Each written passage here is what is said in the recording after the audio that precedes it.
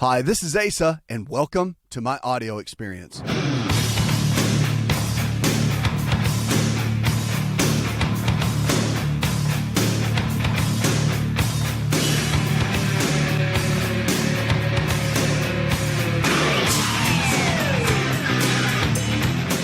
going to kick it off with Christina. Hi, Christina. Welcome to the show, darling. Hi there. Oh, I'm going to have to start listening to you every night. I was calling you about something specific, and listening to the others, I realize I don't know enough. But That's I do okay. have diabetes, Okay. and my question was this, and then I'll add that I've got more difficulties than I thought. Okay. You know, I have always heard that if you don't eat, that your blood sugar drops. Well, That's right. but in the morning, if I take my blood sugar at 5, it's usually between 101 and 119. But if I wait till 7 or 7:30, it's on up there by 128, 139. I mean, what is happening? I don't understand it because I haven't eaten. Right. I didn't eat anything between 5 and 7, but if I don't take my blood sugar earlier, it's higher. What's going on? Do you know? What happens? Yeah, absolutely. What happens is over a period of time when you wake up in the morning, cortisol levels are supposed to be at their highest in the morning. Now, cortisol is a stress hormone. Cortisol. Yes, cortisol is it's a stress hormone, and Stress. it's secreted by the adrenal glands. And the adrenal glands are the body's stress glands. And when that happens, then a couple things. When typically, let me tell you the normal pattern. First thing, you wake up in the morning, cortisol levels are supposed to be very high. And when you wake up in the morning and they're high, it can affect blood sugar levels. As it affects blood sugar levels, it can cause you to feel a certain way. It can cause you to the blood sugar to actually change. So that's why when you first wake up, if your body's in a fatigued state, then your cortisol levels can be a little bit lower. If they're a little bit lower, your blood sugar is going to be a little bit lower. Once cortisol kicks in a little bit, though, it makes your blood sugar kind of go haywire a little. And that's why it begins to increase even though you haven't had any food. And that's why breakfast is so important. That's why they call it breakfast. Break fast is the word. It's because you're breaking a fast of being in sleeping state. Now, see, when you're sleeping, your body is still utilizing glucose, which is blood sugar, and it's still utilizing some of the food and nutrition that you've had from the day before. But once you start winding down into that 6 to 8 hours of sleep, then the body's cortisol levels kick in, makes you more hungry. And, of course, then the blood sugar levels begin to change. And if you're dealing with diabetes, then you're going to be playing, you're one of those things that you want to eat first. As soon as you wake up, you need to be putting food in your body. Everybody really does. But when you're dealing with diabetes, it's something that you really need to do is to get up and get that meal in. Now, your meals don't need to have a lot of carbohydrates in the morning. You got to keep it simple. So a good meal or breakfast for you in the morning to keep your blood sugar stabilized is you want to have equal amounts of lean protein sources like chicken, fish, beef, or eggs. So eggs would be great in the morning, of course. And that's the whole egg, not just egg whites, not egg beaters, but the real thing. So 2 to 3 organic eggs in the morning, cooked in coconut oil or butter. And then your carbohydrates, you could do a bowl of fresh berries like strawberries or blueberries, raspberries, something like that would be great. And not toast and not potatoes and not oatmeal. You want to stay away from all those things that are going to affect your blood sugar in a negative way. And then you want to get good healthy fats in the morning. Now, if you eat the eggs, you'll get great fats out of the egg yolks. And of course, if you're using coconut oil to cook with or butter, that's going to be really good fat as well. Fat does a couple of things. It slows down the digestive process of your food so it doesn't go in and out of your body so quickly. It takes its time so you can utilize the proteins and the fats and all that kind of thing. So it's important to be able to do that. Now, the other thing, too, with diabetes, you want to start using some things with your meals that will help regulate blood sugar. One is alpha-lipoic acid. It's an antioxidant that works very well. But then they also have some minerals that work well. Vanadium is really important. Also, chromium picolinate is great. And manganese. All three of those can be taken along with the alpha-lipoic acid with your meals to help regulate blood sugar and really get the body more stabilized, especially your pancreas, which is where the blood sugar is secreted in the first place.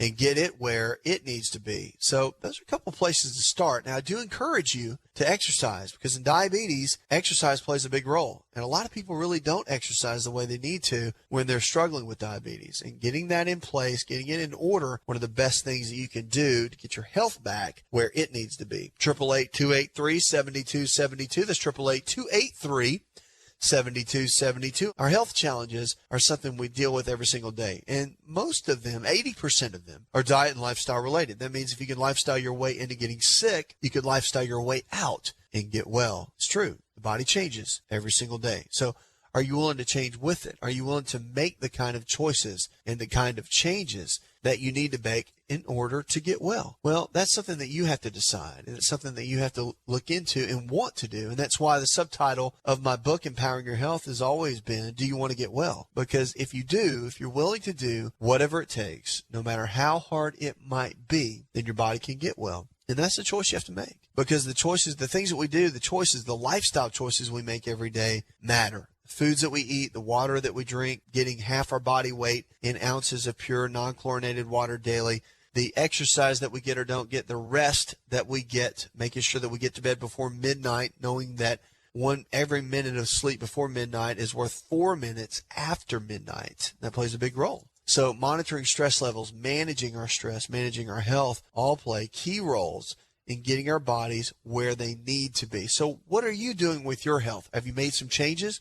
Or are you just sitting back hoping that you don't get sick, or hoping that you don't get something that might be coming down the pipeline genetically, or thinking that you're going to get something that grandpa had?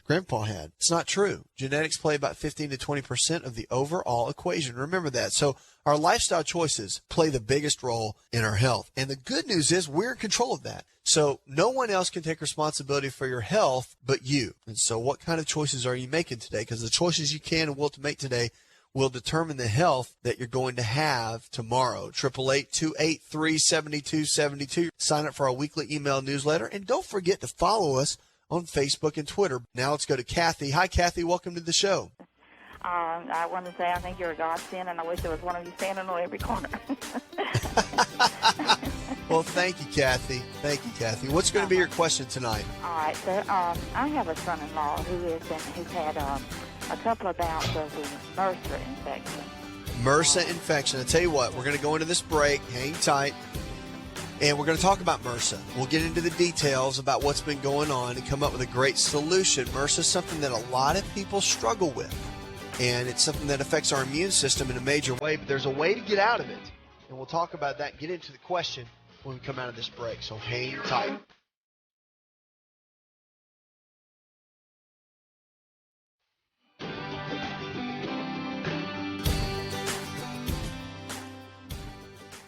Hi, it's Asa. I'm giving you a copy of my best-selling book for free to help you in your health journey today. I'll pay for the book. All you do is just cover the small shipping and handling costs. Go to asarx.com and get your free book today.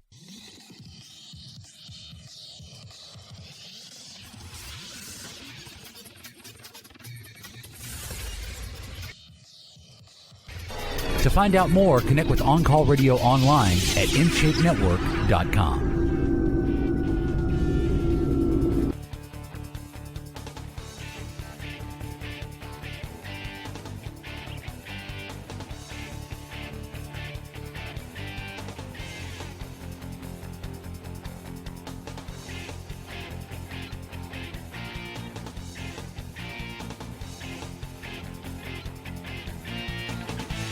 Going to the break, talking with Kathy. Kathy's been dealing, I guess her son-in-law is dealing with a MRSA infection. Kathy, you were starting to tell me about it. So why don't you go into the question and we'll see what we can do to figure things out. All right. So, I think it was last year, the first part of the year, he had a bout with the MRSA. He had one lanced. It was pretty bad. He was on pretty strong antibiotics. Since then, he's had another couple of flare-ups, and here in the last, I believe it was this past Saturday, he came down with another one, which is pretty large. He went to the doctor. He gave him some Scepter antibiotic to take. He's running a temperature like 102.5, maybe a little higher with it. And I told my daughter that I was going to call you and talk with you because I listen to you quite frequently. And Oh, great. I had talked with you earlier last year concerning my husband, and some of the advice that you had given me had really helped my husband. And I told her that I was going to call and see if if you could give us some ideas about how to keep this thing from annoying him right on.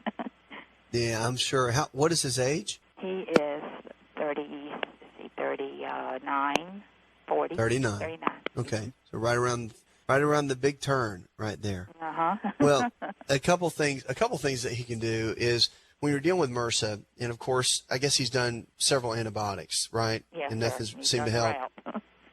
He's gone the route. All right. Yes, sir. The first thing you want to do, I mean, obviously he's done that. So the other thing is to make sure that the things he's putting inside of his body every single day are going to matter tremendously. When you're dealing with the immune system, you have to do everything you can with a MRSA infection to make the body's own natural immune system extremely strong. And it's not hard to do. You can make it happen, but he has to be very strategic in the things that he chooses to do now. And the first thing I would make sure that he's doing on a regular basis is cutting out all wheat products that contain any kind of flour. So bread, pasta, cereal, crackers. Why? Because there's that protein in there called gluten, and gluten is highly inflammatory to the body. It used to be thought that gluten is simply for people that deal with celiac, and it's just a celiac disease issue and people can't handle gluten. But what we found is about 95% of people cannot handle it. They just can't. And because they can't handle gluten, then it affects the body in so many different ways, whether it's an infection or it's autoimmune disease or other types of things. So it's important to avoid it altogether, at least for 8 weeks, because it takes 7.5 weeks for a gluten protein to come out of the system and not affect it. So I would start there without a shadow of a doubt. I would get started in that with that aspect, have him change the way he's eating because that's going to help build the immune system. He can use echinacea and golden seal. It comes in a tincture, and it works well in supporting immune function, building up the immune system. But I'll tell you what really kills off MRSA-related infections now, especially if he's gone the route of doing all the antibiotics. See, that's the key right there. Coming off the antibiotics and not seeing the complete results that he's looking for, that plays a big role. There's one that works very well. It's kind of old school, but it's new school, and it's ionic silver. It works well, and it's something that he can use on a daily basis. It keeps the immune system strong, kills off extra or excess viral infections, bacterial infections, and he would simply want to do about 20 drops 3 times a day, and you can do it with meals. No big deal. But it works well. And high vitamin C levels, too, work very well. And I would say between 5,000 and 7,000 milligrams per day of vitamin C is going to be great for him to completely have things balanced out within his body. And it's important to do that. It's important to make sure that vitamin C levels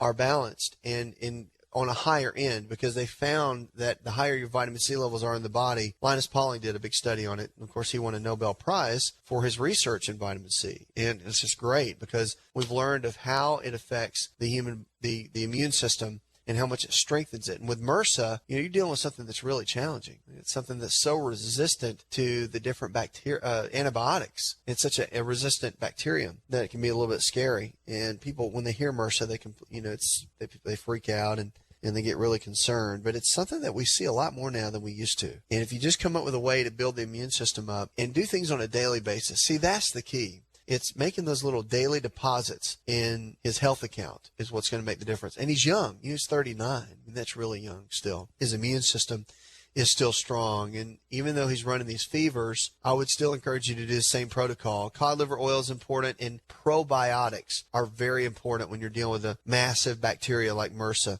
He wants to do 4 probiotics in the morning on an empty stomach, and I would do 4 at lunch, right after or before, about 30 minutes before lunch. It's better to do it on an empty stomach. And then evening dinner, same thing on an empty stomach. Works well, works very well. And I would encourage you to encourage him to get started, but don't lose hope. That's the thing that he cannot lose, is hope. Because in the middle of all this, his body, as much as it can get an infection like MRSA, it can start getting well. And the foods that he's eating every day, first thing you've got to change. You have to change that. Change the way he eats. You will literally change the way he lives. And it's so important because MRSA is scary. And it's something that a lot of people struggle with, but he doesn't have to keep it. It's one of those things that even though it's like just because the antibiotics didn't work, we don't just throw our hands up in the air and just say, oh, well, there's nothing else we can do. There's a lot that can happen. And focus on getting his immune system strong. And at the end of the day, his body will respond, and he'll be able to shake that thing. Even though people say it's very difficult, he will. He's young enough to be able to fight it. His body can fight it, and they don't want to hear about it. Give me a call back here on the show or email me.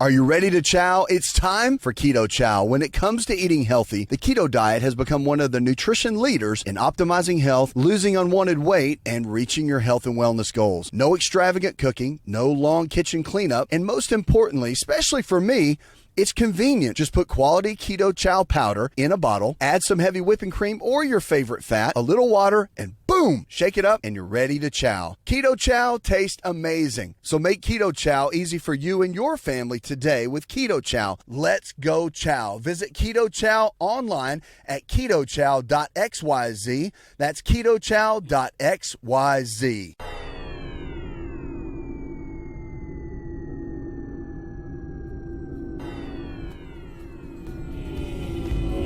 To find out more, visit the show online, InShapeNetwork.com.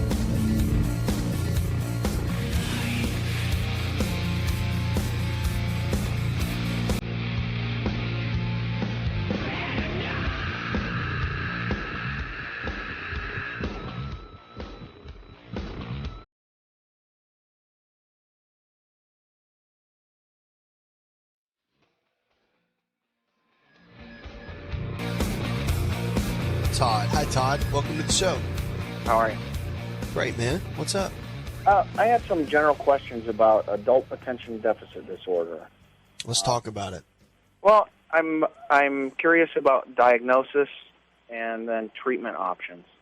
Okay, what are you curious about? Just what have you done? Let's start here. Where have you gone? Where are you now? And then we'll come up with some options. Okay. Well, I for a long time, I'm almost 40 years old, and for a long time I've just had a hard time focusing on different tasks. I'm a fairly successful adult, but I still have, my mind wanders during the day. I tend to set up multiple tasks at once instead of focusing on one thing. And then my lack of interest in things, a friend said, well, maybe you're depressed. And I kind of looked and I said, no, I don't think I'm depressed. And then another friend suggested, well, have you ever been diagnosed with adult attention deficit disorder? I've done a little bit of research online, and kind of maybe, but I guess my next step would be to go to my healthcare provider. But I was a little curious what you could tell me about how they diagnose it, and then treatment options after diagnosis. Okay. So tell me a little bit about this. Now, do you find yourself really struggling with it now, or is it something that you deal with just periodically? No, every day. I mean, in the last 2 years, it's gotten worse. Right, I got it. And I was never diagnosed as a hyper child. So, it kind of came out of the blue. But the more I read about it, the more I'm like, yeah, it kind of fits. Well, tell me what you eat breakfast, lunch, and dinner. Let's see what a day in the life of Todd looks like. Breakfast usually is either coffee or a NOS or a Monster, something along those lines. Wow. Lunch is a side salad and then a burger of some sort. And then dinner is sporadic. My wife tries to keep me healthy, but I don't know if she's all that successful at it. And That's some decisions sounds like that's the decision you have to make. Right. I would put myself in good health. I'm not overweight, fairly physically active. Right. So I don't know that if diet's a big part, but that's something that it's a huge part. Yeah, it's a huge part. All of it's a huge part. But, the reality is when it comes to your health and it comes to dealing with ADHD or ADD, adult, child, it's the same thing. The same thing's happening.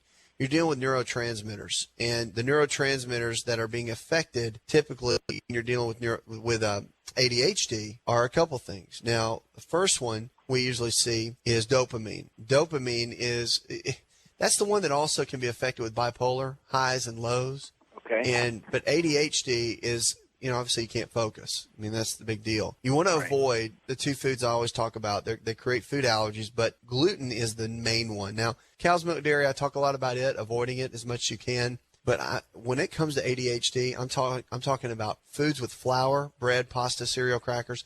But the reality is it's not great at all, and it's horrible for you. And that gluten protein, when you remove it, you're going to notice it in a major way. I would say that's the number one thing you could do. Second thing is you want to balance out your dopamine levels, and the way to do that is you want to eat foods like meat, of course the organic grass-fed kind, fish, eggs, cheese, and chocolate. All of those play a major role in your overall health, and especially balancing out dopamine levels. You want to avoid caffeine, so these drinks you're drinking for breakfast, like those NOS drinks and all that, that you're fueling the fire. You're throwing gasoline on the fire, and you think it's water. And so that's why every time you throw the gasoline on the fire, the flames get higher. You're making it worse by the things you do every day. Here's some supplements that help raise dopamine levels. Blueberry extract is very good. Okay. Tyrosine is very good.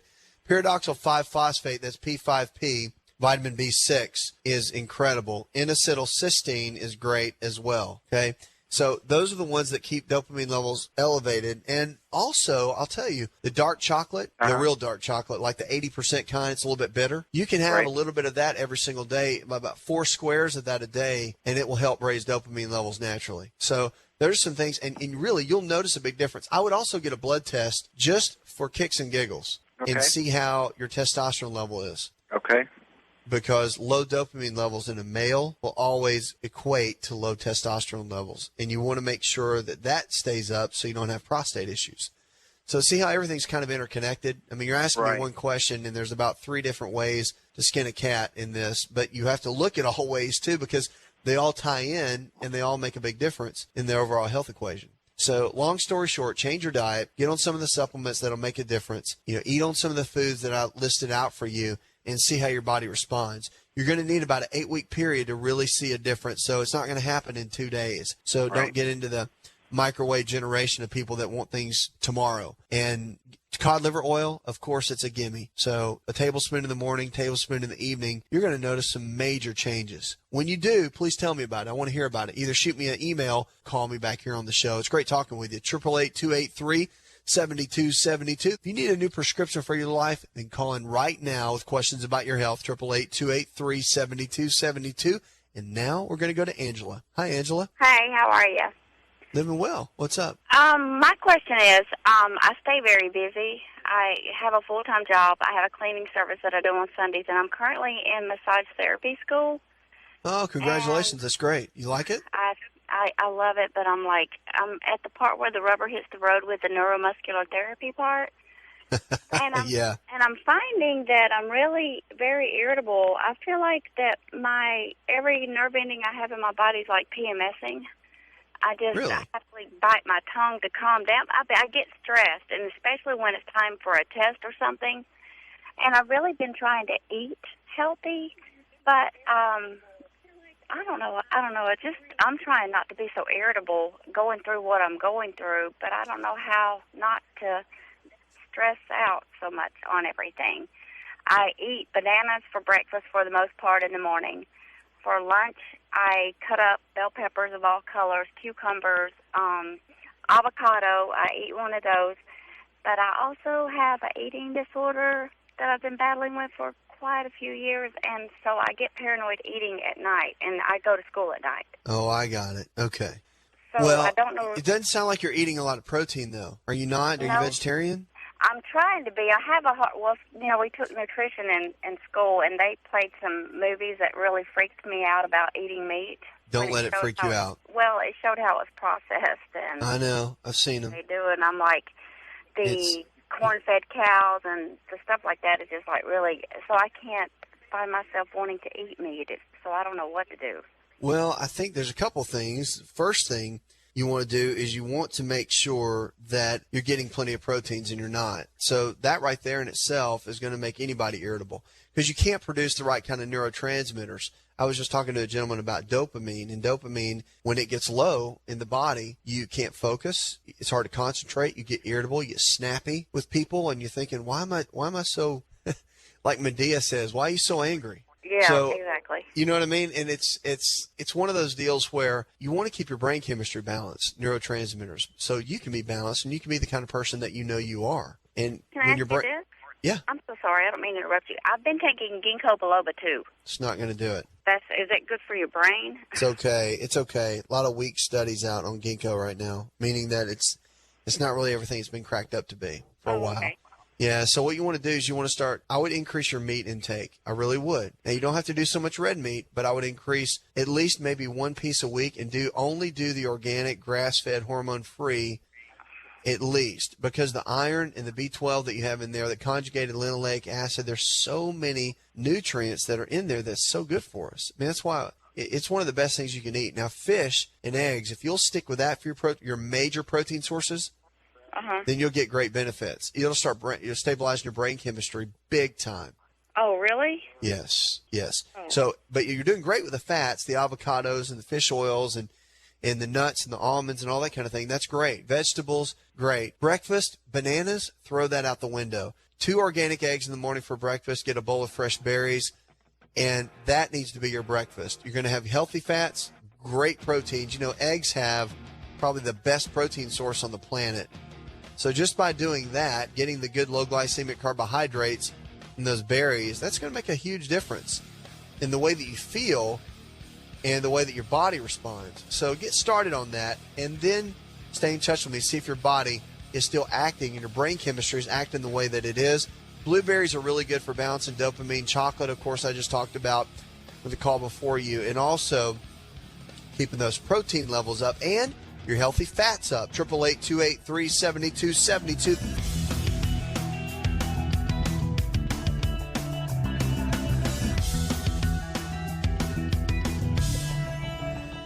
In my opinion, Theralac is the best probiotic on the market today. Probiotics in a healthy gut are essential to feeling great. For the best in probiotics, visit Theralac.com. That's Theralac.com.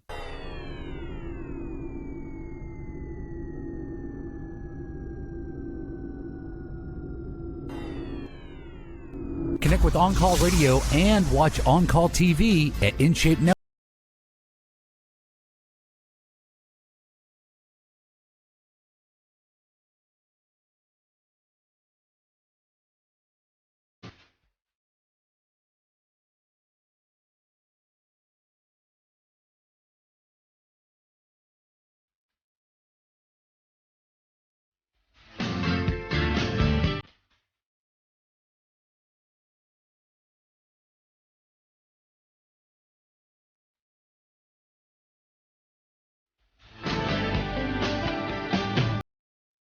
Okay, so here's the deal.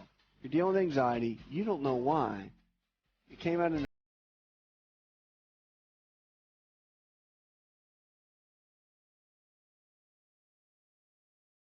Xanax, I sleep at No, night. I'm talking about without medicine. Right. Right. So one of the major symptoms of low GABA levels in the brain is insomnia and anxiety. Those are the two. And so you take the Xanax, and it takes care of those issues. So you're able to go to sleep, and then, of course, you're not anxious. But the problem is it's very addictive. So here's the deal. To bring GABA levels up, here are the foods from a nutritional perspective that one should avoid, okay? Peanuts, walnuts, hazelnuts, almonds, cheese, oatmeal, anything with barley in it, anything with wheat flour in it. So that's bread, pasta, cereal, crackers, rice, salmon, spinach, and beans. All those foods right there will lower your GABA levels and make them worse. So if you eat those foods, it's making your condition worse. And all the benzodiazepine, all the Xanax is doing is masking all of that. Now, supplements that can be helpful for GABA. Remember, GABA itself, if you take it as a supplement, which they tried to make it in a supplement, but it didn't cross what's called the blood-brain barrier. It didn't cross over. And one of the main issues with the supplements that are actually beneficial L-theanine, very good. L-taurine, very good as well. And here's one that they've said is really good, valerian root. But I've talked to a lot of pharmacists, and just the interactions of what valerian root can do, it can have some similar effects. It's got a very long half-life, and what that means is when you take a valerian root, it stays in the system. So I've talked to several pharmacists, and they just said that's on their blacklist, meaning that they're not big fans of recommending that. So they are the experts when it comes to chemistry in the body, no doubt, and how drugs interact, how supplements interact. So just be careful. If you look into valerian root, which is a big component for GABA levels, you got to be careful with it. And you got to make sure you're working with a doctor at some level that's watching over you with that. Because it can be combined with other components, and that can be fine. But just know that, again, you just got to be careful with it. So if you haven't had any major issues, life hasn't thrown you a major curveball, you haven't gone through a lot of stress, and you're wondering what in the world is going on and what's causing the anxiety, usually it's nutritional, typically. And the Xanax is only going to be a Band-Aid. And, again, you'll get addicted to it, very much so. So I'd be real careful with it. And your diet, that's the other key. Now, you told me basically, I mean, there wasn't one thing that you mentioned that was healthy in what you're eating. The only way you're going to really make some major transitions in your life and conquer brain chemistry and conquer your body chemistry and feel better than you've ever felt before is to really focus. Now, if you want to finish out your vacation and do what you want, that's up to you. And I don't want to like try to dictate that, take all the fun away, but there's more fun in healthy eating and healthy living and feeling really good and having that energy. I always say that nothing tastes as good as feeling good does. And that's a little mantra that I've always taught people, and a mantra that I live by, and it's true. But healthy foods, if you make them right and learn how to eat, prepare them and whatnot, it's really amazing. So I would encourage you to start maybe looking down that path of what it means to eat healthy. Now, my book is called Empowering Your Health, but and there's a lot of good books out there. So if you get mine, find someone that you can figure out how to lower inflammation in the body, lower inflammation all the way around. And if you do that, you'll find a lot of the keys to really healthy living. Of course, drinking more water, exercise, all the basic lifestyle choices that it's kind of like common sense, but we just don't do it. A lot of people don't. Those make a major difference too, but knowing that you can change, that's the key. I know you're dealing with anxiety, but remember, everything in the body is tied with everything. So it's all about connecting the dots. And when you start connecting the dots, that's where you start finding the healing for what you're shooting for. Thanks so much for the call. 888-283-7272. That's 888-283-7272. Or you can check us out on the web. You can get up with all that's going on the show. Avocado is our food for the day. I'm a big fan. Why? Because they're great for prostate health, but really so much, and they pack a huge punch. They're healthy fats, but they also contain folate, potassium, monounsaturated fats, and, of course, they're very high in fiber. And they contain oleic acid, which has been found to improve overall fat levels in the body and help control diabetes. So by using avocados, their main source is fat, of course, but they can lower triglycerides by up to 20%. Yes, I said lower your triglycerides by up to 20%. Pretty incredible. And help lower overall cholesterol. A low-fat diet containing avocados has been shown to both lower levels of dangerous low-density lipoprotein, that's the bad type of cholesterol, and raise the HDLs, that's the good kind of cholesterol. And the avocados are also a huge source of fiber, 10 grams in only one avocado. And we know, of course, that will help lower blood pressure, heart disease, and certain types of cancer, specifically colon cancer. They contain 30% more potassium than a banana. But don't go for the banana, go for the avocado. Potassium is beneficial in the body by lowering blood pressure, yada, yada, yada. So, as you can see, the benefits of avocados, I'm a big fan of. Most people worry about the fat, and I think it's ridiculous because the fat in these avocados is the kind of fat that you need. And most of us get a lot of the fat we don't need. By putting the good, healthy fats in, you'll notice a big difference in your overall health. Puts another hour in the charts. I'd like to thank our producer, Leslie Pardue, and the rest of the team. Go tell one person something you learned on this show, and together we can change the health of our friends, our families, and our communities. You're listening to the best in healthy talk radio, where we're diagnosing hope one person at a time. Did you know you could listen to the Asa Rx audio experience on Spotify and Pandora? For all the ways to watch and listen, check out our show page at asarx.com/experience. Hi, it's Asa. I'm giving you a copy of my best-selling book for free to help you in your health journey today. I'll pay for the book. All you do is just cover the small shipping and handling costs. Go to asarx.com and get your free book today. This episode is over, but check episode notes for links to products and services you've heard about on this episode. Thanks for listening and subscribing. Please share the Asa Rx audio experience with others and stay in touch by giving us your comment or review. Hi, this is Asa, and welcome to my audio experience.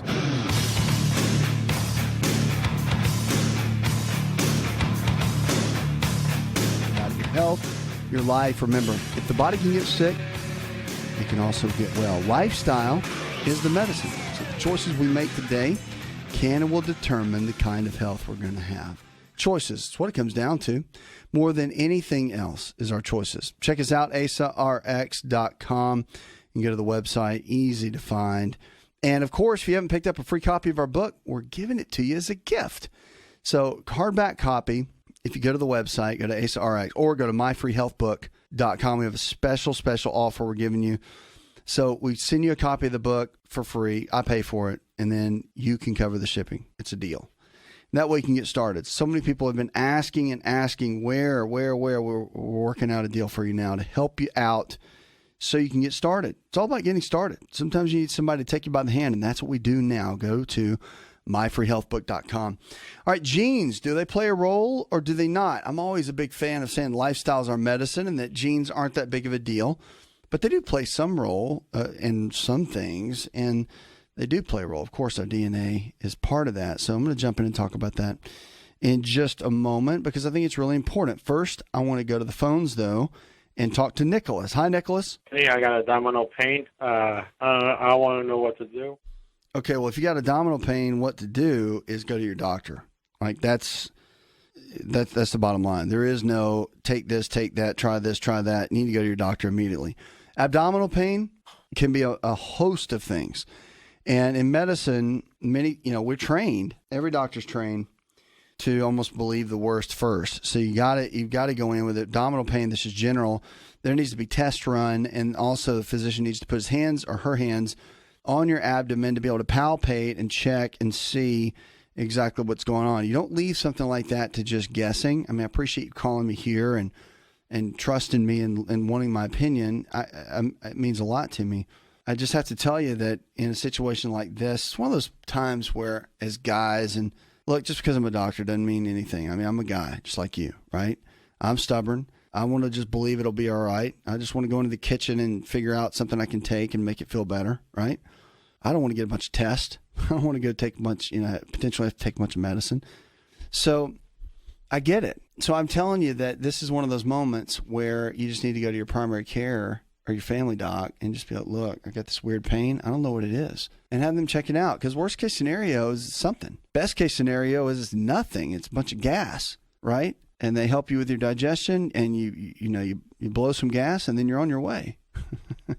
and everything's back to normal. Then you got to get your gut normal by getting the right kind of bacteria in there, probiotics, and get rid of the yeast and fungal issues in the gut.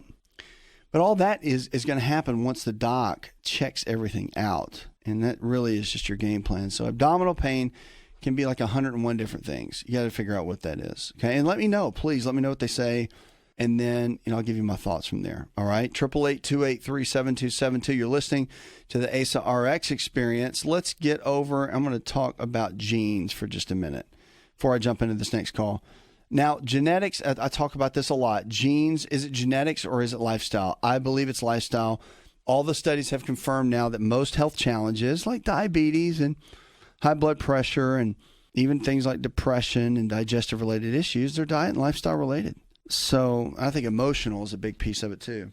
They call it stress. Okay, that's what they like to group as stress. But yeah, I mean, that all plays a big role.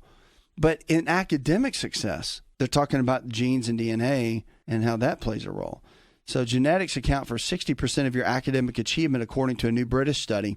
Genes are important not just in educational achievement or intelligence, but in a whole raft of other traits which contribute to how easily and enjoyable children find learning. So Eva Kraphall, which is a graduate student at King's College in London, did this research. And the research looked at two different things, intelligence and educational achievement, which I think is fascinating.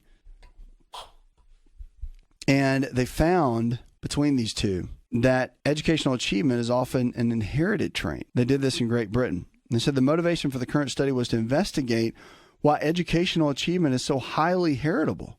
The researchers analyzed the results of education tests given to students in Great Britain when they finished these compulsory education system that they do at age 16. They said the scientists focused on more than 13,000 twins in the study. They said that identical twins share 100% of the genes. Non-identical twins, just as any other siblings, share 50% of the genes, and that can differ as well. But the researchers found, which is pretty interesting, that these genes had greater influence on test scores in English, science, and math than they did in other issues like personality, behavior, and health, which personality, behavior, and health are really your greatest assets, by the way. That's what carries you. It's not the other, okay? So that's interesting. See, it shows you something, okay? Let me say that again. I'm going to go back over this again. The researchers found that genes, genetics, or DNA, had a greater influence on test scores, all right, how well you do in school, but only in English, science, and math. And it really didn't have that much factor, the genes didn't, on personality, behavior, and health. So what does that tell you? It tells you that with math and with science and these other things than English, that your genes play a big role, okay? That intelligence factor, how well you're going to produce in those areas. But genes have no impact in behavior. That's your choice, how you choose to behave, whether you're kind or not, whether you treat people well or you don't. Your personality, that's your choice, kind of person you are. Are you doing personal development? Do you work on yourself every single day, or do you not? That's not genetics. And then your health. So it's saying right there that your health's not genetic. Okay, it's not, for the most part, small percentage, but it's saying right there that your health is not genetics. It's all choice. It's lifestyle. It's what you're doing every single day. It's the choices you make every single day that accumulate over and over and over and over again and takes you to a point where you're either going to do well or you're not. I mean, it really comes down to that more than anything. So I look at this and said the study doesn't say everything about every single child, Renfield said, but she believes that does point to the idea that kids vary greatly and need personalized education instead of a one-size-fits-all. Man, I agree with that. That's where we're headed, by the way, in the educational system. Matt McGew, a professor of psychology at the University of Minnesota, said he praised the study and said its findings reflect previous research in how genes and academic prowess are connected. The link may be even stronger the older people get. Now there's growing literature indicating that in individual ages, the importance of genetic influence on intelligence is huge. We'll be right back.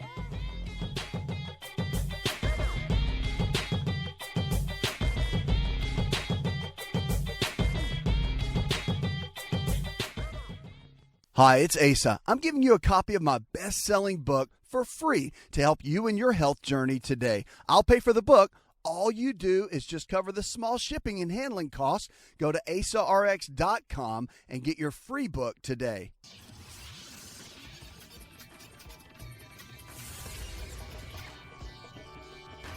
To find out more, connect with On Call Radio online at InShapeNetwork.com. Welcome back to the show, 888-283-7272. That's 888-283-7272. What are you struggling with? Let's talk about it. Your health, your life. Remember, if the body can get sick, it can also get well. Lifestyle is the medicine. We had an email that came in. Karen in Charleston, South Carolina, love Charleston, says, my husband has really bad dandruff. What can help? Well, dandruff it comes from different methods and areas, different theories behind it. And a lot of times, of course, it's the dry flakiness of the scalp. And one of the big things that can help, one of the big really keys that will help with dandruff is checking your fatty acids. Now, there's a blood test we do in our company with our coaching company, Potential, and all of our providers, that's what they do. We always check labs on people and make sure that your deficiencies are not, they have no deficiencies, that everything balances out, and whatever the gaps need to be filled in, we do that. So our lifestyle providers do that. And what I've found is, and what we have found more than anything, is that with dandruff, a lot of times there's a really, really high probability that you've got an imbalance between your omega-3 fats and your omega-6 fats. Well, you start to balance that out, it begins to heal that process, and then all of a sudden, guess what? Dandruff begins to go away. Or it could be an imbalance in the gut. It could be something similar to yeast buildup, or it could be a bacterial overgrowth or an imbalance in the gut. That could be a possibility. So you just have to look and see. Again, everything's in the test. You don't want to just guess. You don't want to guess, oh, it might be this, might be that. Could be this, could be that. You get tired of the could be's. Don't want to do could be's. You want to know that you know that you know. So those can be helpful, but again, it's really, I'm a big fan of getting tested, Karen. I think getting tested to see where the fatty acid profiles are is going to be your best bet, okay? 888-283-7272. That's 888-283-7272. What are you struggling with? Give us a call. Please let us know. We'll make it part of the show. Now, I can answer in private, too. We do that all the time. So if you want to send us an email, go to asarx.com, or you can just fire away something here on the show. Call, talk to my producer. We'll do it in private. Whatever you need, okay? We're here for you each and every day. That is what we're here for. All right, let's get on the phones and go to Benjamin. Hi, Benjamin. I was having real bad pain in my hips, arthritis. And you need help with that, I guess. So, yeah, with arthritis in the hips, there's a lot of different forms of arthritis, several. And first you got to figure out what it is. And even if it's that, because a lot of times doctors will just throw the whole diagnosis of arthritis because it's just inflammation of the hip. Sounds like some crazy, scary diagnosis. It's really not. It's just a name for what it is. So you got inflammation going on in the hip. And so many times you just got to look at that and say, okay, what do I do? How do I get this corrected? And if it's wear and tear, then it's still, everybody has wear and tear in their joints. It's part of the aging process. And if you haven't done anything, it's the only way you wouldn't have any kind of wear or tear. Now we're even figuring out if you sit around and lay around, you're going to have wear and tear just from the sedentary part of the lifestyle. So it's like you're going to get it no matter what. And you might as well choose how you get it. And I'd rather be up moving around and have my body functioning better. Matter of fact, they're learning now that for the arthritis, the more you move, the less the symptoms you'll have. And it can actually be beneficial to exercise when you have arthritis because it can actually improve the area. Reason is, once you start strengthening the joints around an area, whether it's like the hip joint or whatever, once you start handling those areas and getting them balanced, that's when you really start to win.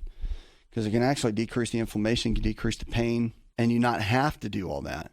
So with arthritis, I would start with an anti-inflammatory diet. That's a real good thing to research and look up. If you need a copy of that, just go to the website. Our website, we're sending everybody a free copy of my hardback book, Empowering Your Health. You go there, go to myfreehealthbook.com, myfreehealthbook.com. We send you the book for free, okay? There's a little bit of shipping cost there. You pay for the shipping, we send you the book, and then you can get started. It's got everything in there you need. And it'll teach you everything about health that you need, understand it. It takes it from A to Z about what's really going on with your health. It's a great, great piece that'll help you. So I would look at that first, okay? That's where I would go first. Now, you can also do some things which I think are really important. And one of the things you got to look at when it comes to arthritis is your movement. So find out what your doctor is okay with you doing. If it's not real bad, if it's just kind of minor, I would do every form of exercise you could to strengthen that area, cardio and weight training and resistance training and body weight training, and maybe pick up a sport where you get a lot of movement in your lower body. I mean, whatever it takes, you want to get that done. So you just got to have a good overall game plan to get started. That's the key. That's all you have to do, get started, okay? And then from there, you can build a solid plan around that. But, yeah, keep me posted on how that's going. And don't forget to, kind of like what I'm always talking about, is get tested. Learn what your nutritional deficiencies are. Learn what the weak areas are and the strong areas are. And more than that is when you've got any kind of arthritis, it means your inflammation is up. And when the inflammation is up, then you've got to get to a point where you're getting the right kind of omega fats and get the balance between the 6s and the 9s and the 3s. So get that all tailored and taken care of, and then build a game plan around it. And that's going to carry you really the furthest. Okay, 888-283-7272. Give us a call or go to the website, asarx.com. Have you subscribed to the podcast? Like, I'm serious. Have you done it yet? Because we're getting tons of calls, emails. We have to email everybody back saying, look, if you missed something on the show, or if you want to get more access to what we're doing, then subscribe to the podcast, Asa Rx Experience. We put out a brand new show every single day, a brand new form of content, whether it's an interview, or maybe I rant on diabetes, or maybe I talk about how to lose weight and strip off the belly fat, or maybe I interview a physician, and we're talking about whatever we're wanting to talk about for that day. So we have all kinds of ways to encourage you and give you fresh content every day so you can thrive.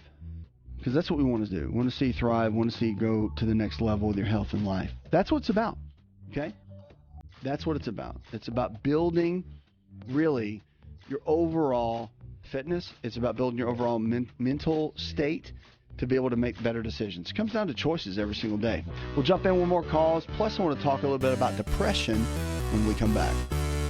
Are you ready to chow? It's time for Keto Chow. When it comes to eating healthy, the keto diet has become one of the nutrition leaders in optimizing health, losing unwanted weight, and reaching your health and wellness goals. No extravagant cooking, no long kitchen cleanup, and most importantly, especially for me, it's convenient. Just put quality Keto Chow powder in a bottle, add some heavy whipping cream or your favorite fat, a little water, and boom, shake it up and you're ready to chow. Keto Chow tastes amazing. So make Keto Chow easy for you and your family today with Keto Chow. Let's go chow. Visit Keto Chow online at ketochow.xyz. That's ketochow.xyz.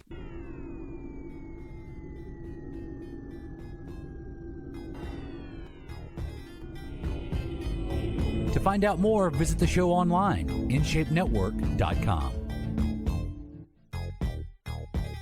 888-283-7272. That's 888-283-7272. Welcome back to the show. Check us out on the web.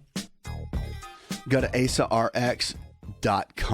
We're here for you each and every day. Whatever you're struggling with, we want to see you really live your potential. Because we all have potential. Are we tapping into it? No. Are we reaching it? No. Are we getting close to it? No. So we want to see you live your potential. That is what it's all about. Depression is a topic that is becoming more and more relevant. More people are struggling with it than ever. And it's really good the conversation is getting started. Like most people just kind of hid behind the curtains. It was always thought of as something that's embarrassing, like who is really depressed, yet it's like antidepressants are like the number 3 prescribed medication in the world. So what does that tell you? I mean, depression is rampant. People are struggling and people need help. And when you're depressed or you have these feelings, I just want to encourage you that you don't need to be stuck. You don't need to feel like you don't have the support around you. You don't need to feel like that you can't win. Because the reality is you can win. If you create the choices or if you start making the circumstances that you need, and we all do, if you start laying out a foundation for yourself, then that's where it all starts. Okay? So the key is not getting stuck. The key is winning. The key is making a good decision. The key is believing in yourself. The key is how you talk to yourself. The key is your choices that you make every single day. All of that makes a difference. So depression is not just about feeling blue. It's a serious condition, okay? And I want to encourage you to ask for help. Like there is no shame in asking for help. It's actually a cool thing because there's so many counselors and people and physicians that can help walk you through that process. And I think one of the biggest the worst things you can do in feeling depressed is be isolated and not tell anybody and to struggle with it and not have that shoulder to lean on to deal with it and to really not get the help that you need. Like you have to make that happen. So it may be uncomfortable, but I just want to encourage you, like no matter how your mood is, no matter how you feel, ask for help, set that time, get with someone. Depression doesn't have to come all at once. So it's incremental. Sometimes people don't just get blindsided with massive depression. It kind of eases in every day, right? Just kind of eases in a little bit more, a little bit more, a little bit more. And then all of a sudden, boom, you're in bed all day. Can't get up, can't think straight, can't be positive, can't encourage someone else, can't work, right? Can't take care of yourself. So you want to seek support. There's so much good support. And here's some tips for taking the first step. So number one, you got to recognize that your negative feelings are part of your depression and do not reflect the reality of your situation. So just because you're feeling negative, that doesn't mean that's your reality. Understand that depression is not a sign of weakness. You're not weak if you're depressed. Like there's physiological reasons why somebody gets depressed. There's chemicals like serotonin that get really low and people get depressed. But seek help from your doctor, or maybe it's a counselor, a pastor, a mental health professional, social worker, someone in assistance at work, maybe a counselor at your school. But avoid the temptation to isolate yourself. That is the number one thing people do when they get depressed, is they go into isolation. And if you're introverted by nature, this is going to be your first move. And I'm telling you, don't do that. Do the complete opposite. Reach out for help. Go talk to someone. When you're feeling bummed out and you're in bed, I mean, that is the game changer. When you're in bed and you're constantly tired and depressed, then it's time. Like you got to get your butt up and you have to go talk to someone. Set an appointment, get started, start releasing it, start talking, start getting it out, and start on your road to recovery and start your road toward healing, because it's not going to happen until you're ready. Like, you have to go make that happen. Nobody's going to do that for you. You got to step up and do that, okay? So depression is a big deal, and you can't just stay where you are. Otherwise, you'll stay where you are, if that makes any sense. Coping with depression, your friends and family can help. So here's some basics when it comes to family and friends. Ask them to listen when you need someone to talk to. Look, ask them. Say, look, I really need you to listen. Not be on your phone. Look at me. I need to talk to you. Like, ask them to listen. Ask for help with chores and errands. Look, if you're struggling, you can hardly get things done, get your family and friends to help you. Ask your family and friends to remind you to eat well, go to sleep at regular hours, and get out of the house for exercise. You may need some accountability. There's nothing wrong with that. Like, get the accountability. Ask them to go for a walk or get with you and go to a movie or just stop by and spend some time with you. Ask them to keep you away from the drugs and the alcohol, and ask them to be supportive and remind you that there's light at the end of the tunnel as you're in recovery. And here's the thing. Ask them to get you to your doctor or appointments on time. They may not be able to help in other ways, but they can help there. And if you feel like ever, or someone you know ever brings this up, and they feel like hurting themselves, make sure, and they don't have anybody to talk to, get them someone. Okay, you can call 911. There's a 24-hour national suicide hotline. Like, if somebody gets in that place, one thing if they're joking or kind of just trying to get your attention or just getting attention, or you can tell if somebody's serious. So the number for that suicide hotline is 1-800-273-TALK. That's 1-800-273-TALK, T-A-L-K. But it takes courage. Look, depression is not easy, all right? And I can tell you that it's one of those things where it takes courage. You know, courage is facing your fear or feeling the fear and doing it anyway. I teach my daughter that all the time. And it's facing your fear or recognizing your fear or seeing your fear and having the courage to walk through whatever you got to walk through. And that's the big key. So I want to encourage you with depression. It's a big deal. You've got to get the help. Got to have somebody to walk with you. Got to have somebody to support you. But ask, okay? Ask. That's the key. 888-283-7272. You're listening to the Asa Rx Experience. Go to asarx.com. And if you haven't subscribed to the podcast, do that as well. It'll be an encouragement to you each and every day. Candy in Gulf Shores, Alabama. I know it's not really a disease or anything, but I'm recently divorced. I have some custody with my 5-year-old boy, and there's a lot of things I wouldn't understand or even know that led to this. All I know is he's hyperactive all the time. And what do I do with that? Well, again, could it be what you've gone through relationally? Maybe. And it could be contributing to it. But if he's having these ADHD or attention hyperactivity deficit issues, then just get into his pediatrician and have a conversation. Don't let it sit. Don't just let it be, oh, it's probably because of what me and my husband went through. Don't say that. Like, focus on your son and focus on the now, not what it could be, what it might have been. Focus on the now and get him help, because there's a lot of things nutritionally you can do with something like that. The hyperactivity, you can really take a toll on that when you get your fatty acid levels balanced. That's number one in anyone, but a child especially. And then cut out processed sugars, processed carbohydrates. When you cut all of that out, that's going to be a big deal. So there's a lot you can do. But the big thing is focusing on the brain and the brain health. So things like pyridoxal 5-phosphate, vitamin B5, pantothenic acid, and then your vitamin C, all of that's super helpful. Okay, keep me posted on how that's going. 888-283-7272. Let's get on the phones and go to Ethan. Hi, Ethan. I had type 2 diabetes, and it's been reversed. It's been reversed over a year now, but my eyes are still kind of cloudy. I need to know what it takes to clear up my eyes so I don't have to be looking through like a cloud. The doctor said it was just glucose and maybe some protein in there. All right, the first thing in this conversation that I want to get after you. You were diagnosed with diabetes and it's reversed.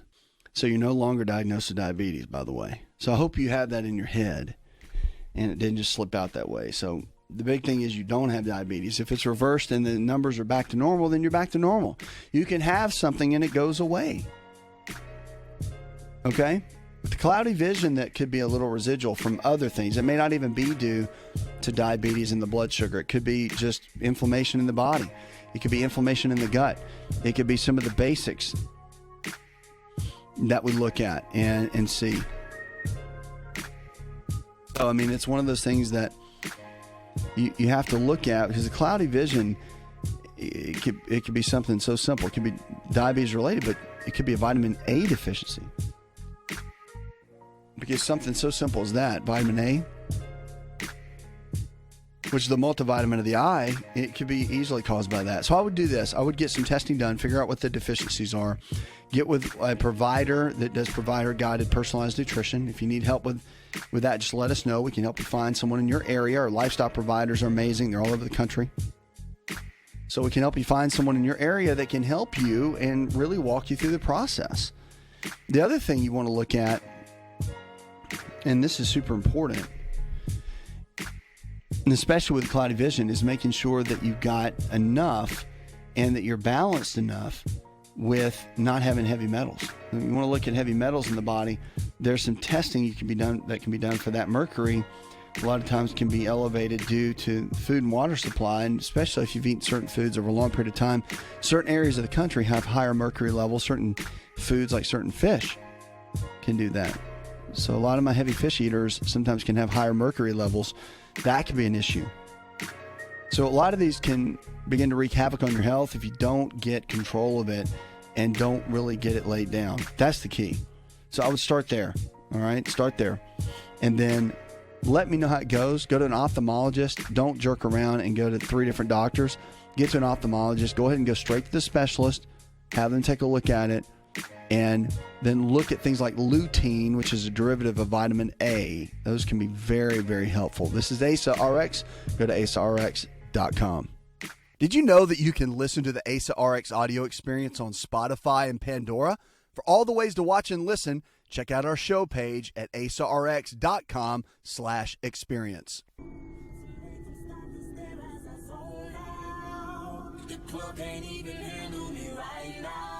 Connect with On Call Radio and watch On Call TV at InShapeNetwork.com. 888-283-7272. That's 888-283-7272. What are you struggling with? Let's talk about it. Your health, your life. Remember, if the body can get sick, it can also get well. Did you know that? You should know that. Lifestyle is our medicine. It really is. And it's the ultimate key to really get you where you want to be. All right, lifestyle choices, the food you eat every single day, the way you think, how much water you take in, all of that, right, lays out the foundation for you to be able to live your potential. Now, if you haven't checked out and got a free copy of my book, you better. It's a bestseller, hardback copy. We send it to you absolutely free. Just cover the shipping to get it to you. Go to myfreehealthbook.com. That's myfreehealthbook.com and grab a copy of it. It'll encourage you. It's got the anti-inflammatory diet in there. And it really lays out everything A to Z. I want to help you. I'm giving it to you as a gift, right? It's a gift. So we want to help. All right. Fitter seniors can have healthier brains. Now, if you like using the term seniors, whatever, I think every age is kind of irrelevant. But fitter seniors can have healthier brains. Regardless, we know this. And by the way, what I'm about to tell you is for fit seniors. But look, it's for fit 20-year young somethings, or 30 or 40 or 50. Like it's for everyone. So good heart and lung fitness can benefit older adults' brains, the researchers report. They assessed heart and lung fitness of healthy young adults aged 18 to 31 and older adults 55 to 74 and compared to their ability to learn and remember the names of strangers in photos, MRI scans, recorded images of their brain activity as they learned the names. The older adults had more difficulty with the memory test than the young adults, but the older adults with high levels of heart lung fitness did better on the test, showed more brain activity than when learning new names than those of their peers with lower levels of the heart and lung fitness. So the increased brain activity of those with the higher levels of heart-lung fitness occurred in regions typically affected by age-related decline. The findings also suggested that heart-lung fitness may also help keep the brain healthy. And as people get older, according to the researchers, the study didn't prove really a cause and effect, but they did show that when you have good heart and lung fitness, the modifiable health factor that can be improved is very strong. This was all done by the psychiatry division at the Boston University School of Medicine. Therefore, starting any exercise program, regardless of your age, can not only contribute more to the physical health, but also to memory, performance, and brain function. So they said this in a news release. Powerful if you think about it. It really is. So exercise at any age is going to improve your overall health. Your nutrition at any age is going to improve your overall health. It really, all of it, it makes a huge difference all the way around. 888-283-7272. Give us a call to be part of the show. We're going to the phones right now and talk to Mark. Hi, Mark. I was wanting to find out about joint pain and cod liver oil, if cod liver oil would help, and what to take. Yeah, it does. I mean, with joint pain can be a result of a couple different things. Now, you could have really, really low vitamin D levels and have joint pain. I mean, that's a given. So low vitamin D levels are very, very closely associated with a lot of the joint pains. Low serotonin, which is a brain chemical that makes you feel good. If it's low, then you could have joint pain, body aches, all of that. So see, all those go hand in hand together. Fish oil, the reason I like it, and you mentioned cod liver oil, I like the vitamin A and the vitamin D in it, but I really like fish oil. I like getting the fatty acids balanced. Fish oil is important because, number one, we can't get it in our foods. We can't get it naturally, just manufactured in our body. We have to get it from specific foods, and getting your fatty acids to balance is a challenge. A lot of people have low fatty acid levels or imbalanced fatty acid levels, and that's really the key, because everything from your immune system to your hormone system to your cells and your everything, your brain, these fatty acids play a role. And if they're not balanced out, if they're not really where they need to be, then you're going to struggle. You're going to have a hard time. And you have to make a difference by the choices you're making. Like, no doubt about it. It does not happen any other way. So I would look at a place, fish oil, at least get 14 grams a day. All right. That's kind of the gold standard. People say just take a little bit here and there. No, 14 grams a day is really what you want to shoot for. So a concentrated version of that, getting enough of it, it really does play a role, and it makes a difference. And the way you feel, it'll make a difference. Like, it's no joke. Getting the right kind of fatty acids in and balancing that out with your body is going to make you feel different. All the processes in the body start to work better. Everything.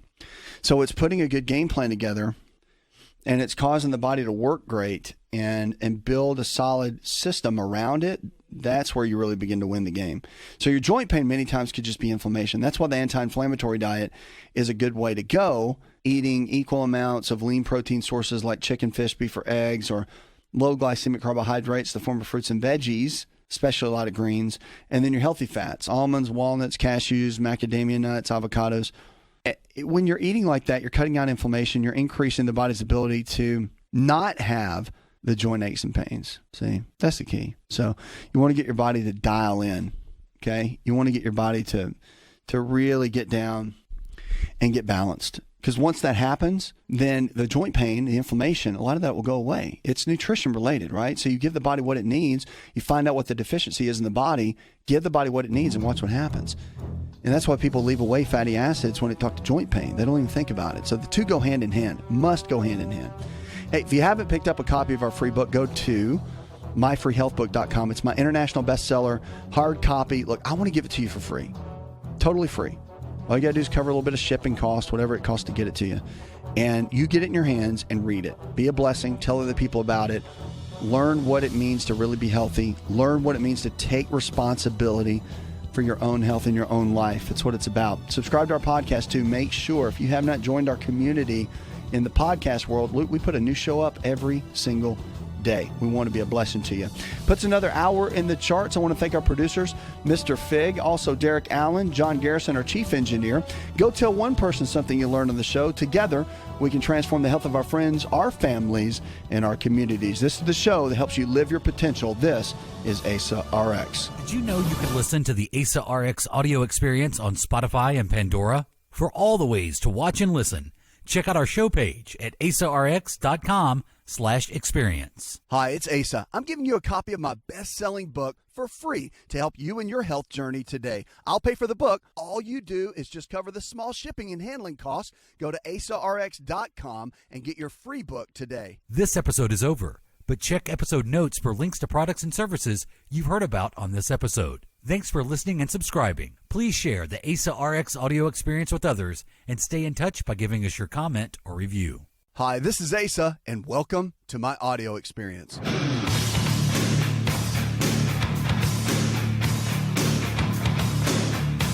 Whatever it is, great or small, know this, that the body can change. That means if you can change, make some right decisions in your life about your health, and maybe take some new little steps, that you've never taken before. You'll look back months from now, and you can see a huge harvest that will change in your life. And that's what's great about our health, is that just because you've been living a certain way for a certain period of time doesn't mean you have to stay that way. Things can change. Life can change. And that is a powerful tool that we have, the power to choose every single day. Minneapolis-St. Paul nabs the fittest city title.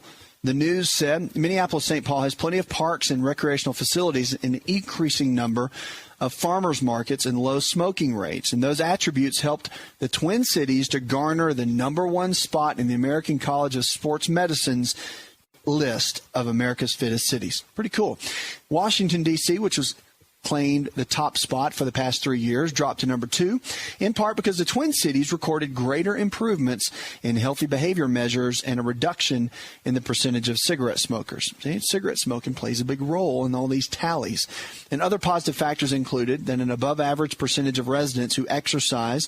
When you go to Colorado, which is also always in the top 5 as far as states that are healthy, I think it got named the healthiest state, or it's in the top 5. But, yeah, you go there, you do not see a lot of people in certain areas that are out of shape because of the outdoor activity. And people are outdoors, and they're active, and they're involved in exercise, and they're taking care of themselves. Just a healthy culture and a healthy lifestyle. And I'm hoping that sort of thing, that's why I'm so passionate about this radio show, is that message will spread, and people will be motivated to take care of themselves so they'll be healthy, to be around for their families and their loved ones, and to be able to do the things that they want to do for as long as they want to do it, so that when you get into your 60s and 70s and 80s, those aren't your rough years. Those are your great years to really enjoy your life and continue enjoying the fruit of all the work you've done for the previous amount of time. So it's interesting when you look at the whole process.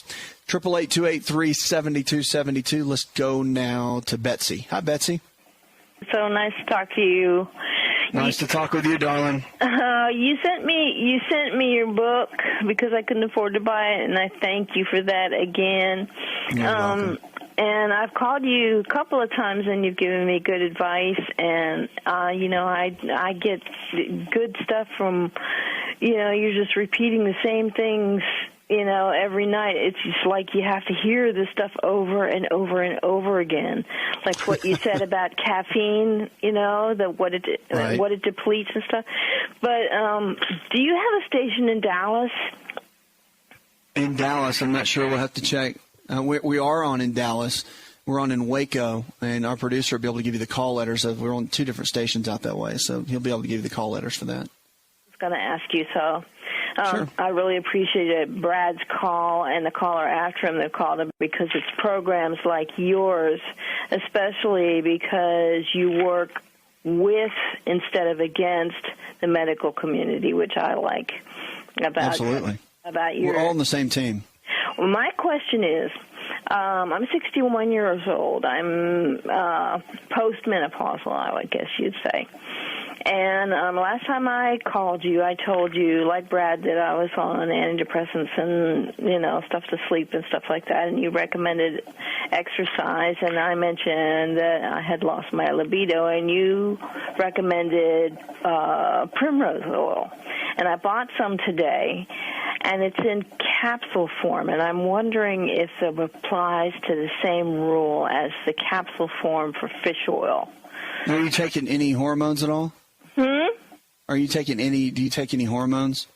No, I'm trying like estrogen, not to. Progesterone? I don't want to. I have an appointment with my doctor coming up, and I want to talk to her about that, but I also want to take my book, your book, with me. And, I've looked online against, the dangers of HRTs, and I don't want to do them.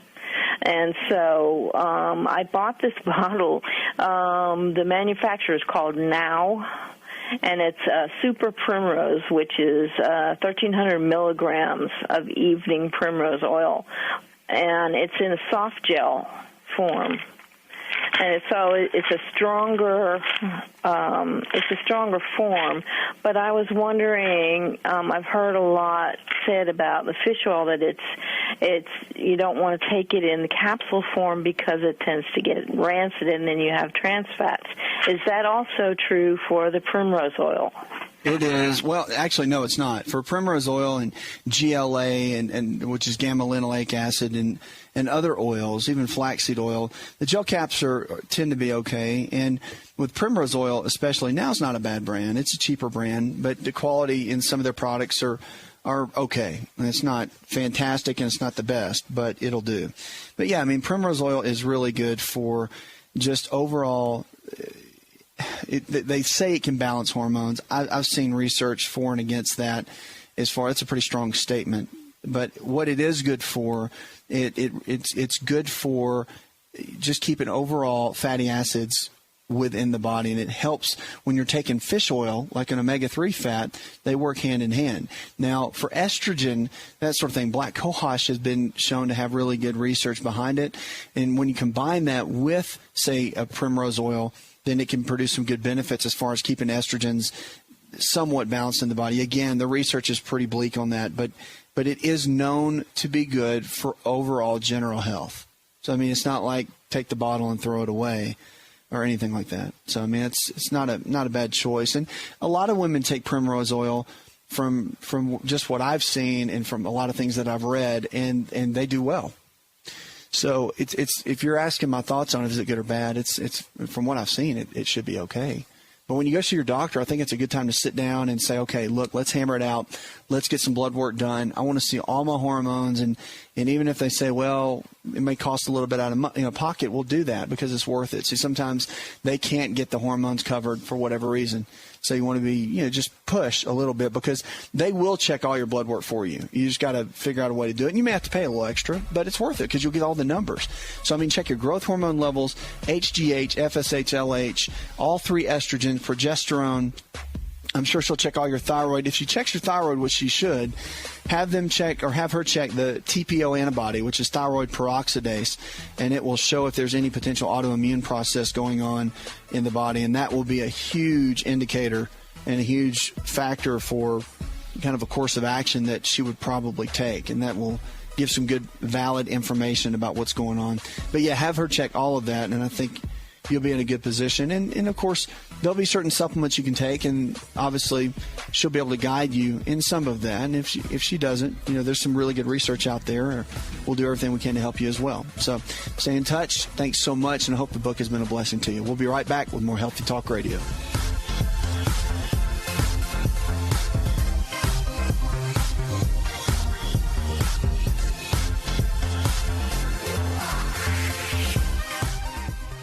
Hi, it's Asa. I'm giving you a copy of my best-selling book for free to help you in your health journey today. I'll pay for the book. All you do is just cover the small shipping and handling costs. Go to asarx.com and get your free book today.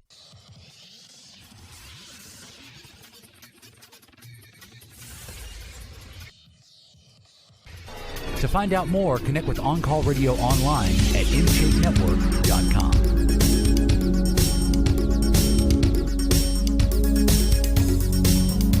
Lines are open, 888-283-7272. That's 888-283-7272. You're listening to the best in Healthy Talk Radio, the show where your health is your greatest wealth. What are you struggling with? We want to talk about it. So you want to talk about your health challenges, you call right now, 888-283-7272. Let's go now to Sue. Hi, Sue. Welcome to the show, darling. Thanks for taking my call, and thank you for allowing God to use you to help us. I have a question about my sister. She's 55 years old, and she started 6 weeks ago with what they thought was a stomach virus, and she was nauseated and had diarrhea for about 2 weeks. She kept getting worse, and they diagnosed her about 3 weeks ago with C. diff, I think they call it, and they treated her for only 7 days, and she kept telling them she was getting worse. But anyway, she's just been in the hospital, and she came out yesterday. Her white count dropped to 1.3.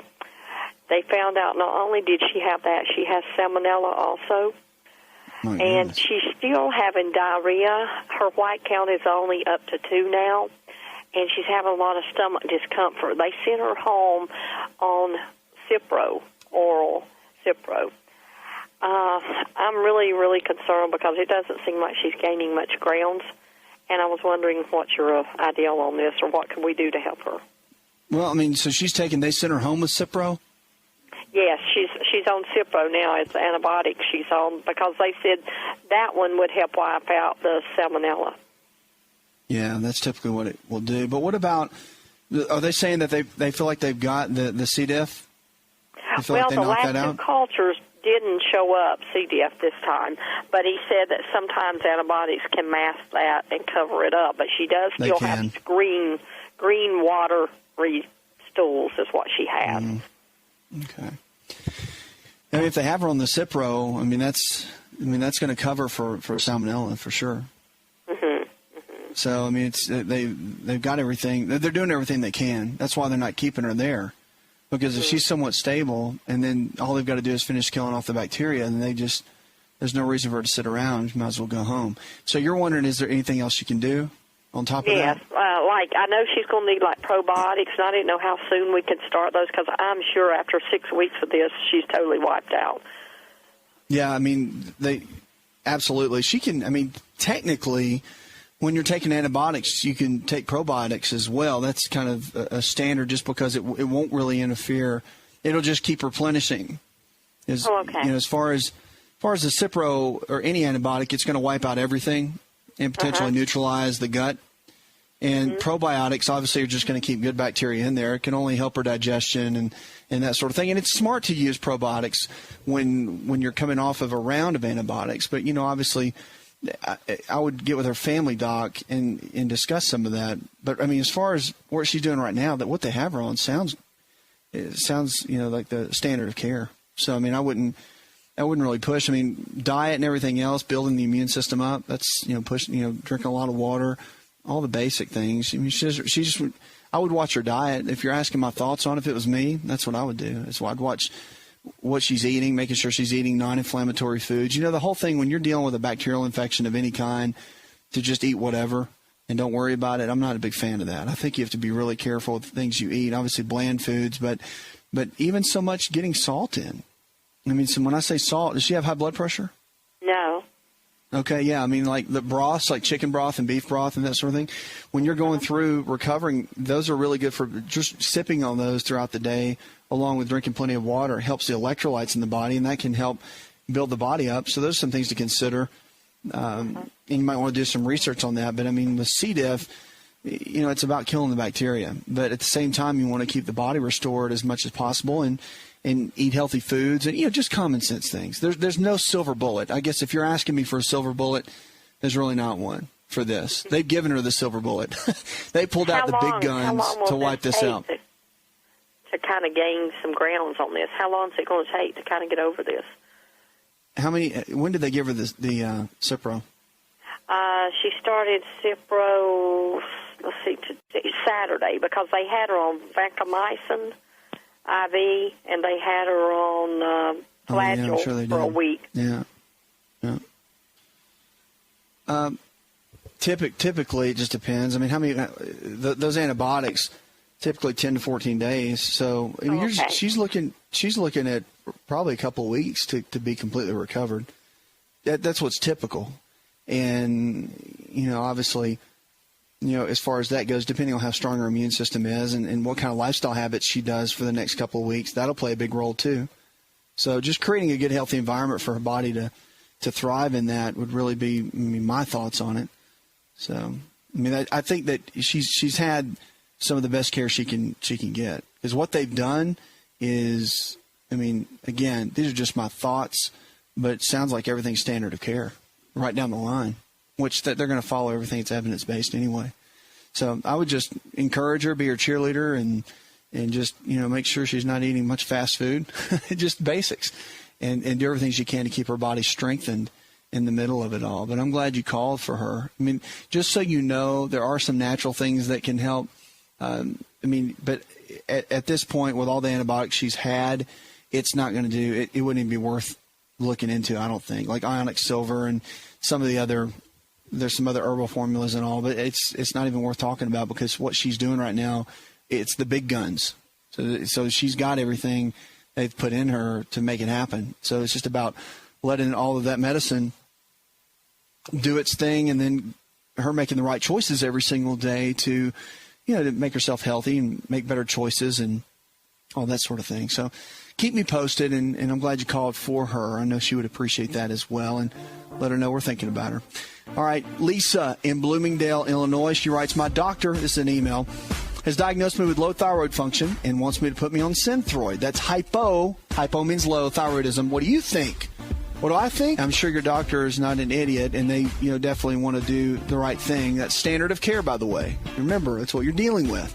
So there are some other options you can look at for low thyroid function with iodine, organic iodine, and other nutritional type of things. There's a book written by Broda Barnes about thyroid function and iodine. You can check that out on Amazon. But it's a really, really good read, and it'll give you a lot of details about what you can do and what alternatives there are when you're dealing with low thyroid function.